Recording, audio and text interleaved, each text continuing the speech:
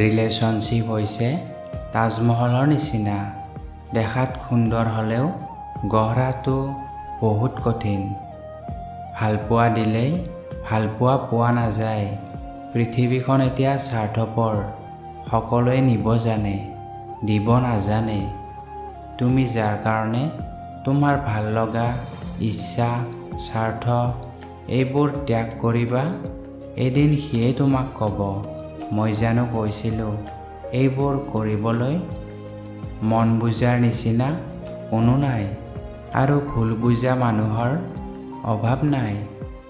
মোক কোনোবাই বেয়া ভাবিলে মনত একো নাভাবোঁ, কাৰণ এজন মানুহ সকলোৰে প্ৰিয় হ'ব নোৱাৰে। জীৱনটো সদায় নিজৰ মতে কটোৱা উচিত। লোকৰ কথাততো চাৰ্কাছৰ বাগুণ আছে।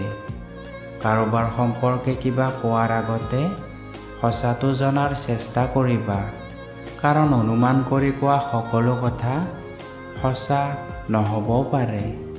ভাঙি যোৱা বিশ্বাস আৰু পাৰ হৈ যোৱা শৈশৱকাল কেতিয়াও ঘূৰাই পোৱা নাযায়।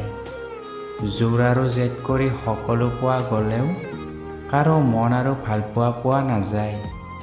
মন আৰু কপাল একেলগে থাকিব নোৱাৰে। সেইকাৰণে হয়তো মনত যি থাকে সেয়া কপালত নাথাকে। যদি সময়ৰ সৈতে কোনো সম্পৰ্ক শেষ হৈ যায়, তেনেহ'লে বুজিবা যে সেই সম্পৰ্কত ভালপোৱা নহয়, প্ৰয়োজন আছিল। নিজক সলনি নকৰিবা। যিয়ে থাকিব বিচাৰিব তেওঁ অলপ এডজাষ্ট কৰি ল'ব। এই পৃথিৱীৰ সকলোতকৈ ডাঙৰ ভুল হৈছে কাৰোবাক পাগলৰ নিচিনাকৈ ভালপোৱা। মন বুজি পোৱাতকৈ এই পৃথিৱীত ভুল বুজা মানুহৰ সংখ্যা বহুত বেছি।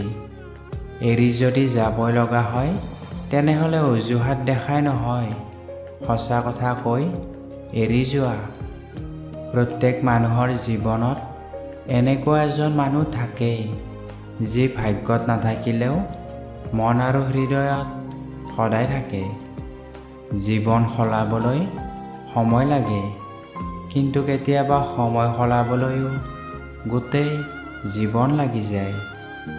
এজোপা গছক যত্ন নকৰিলে যিদৰে গছজোপা মৰি যায়, ঠিক সেইদৰে সম্পৰ্কৰ যত্ন নল'লে সেই সম্পৰ্ক বেছি দূৰ নাযায়। জীৱনত সুখী হ'বলৈ বেছি একো নালাগে, লাগে মাথো বিশ্বাস, সততা আৰু অলপ ভালপোৱা।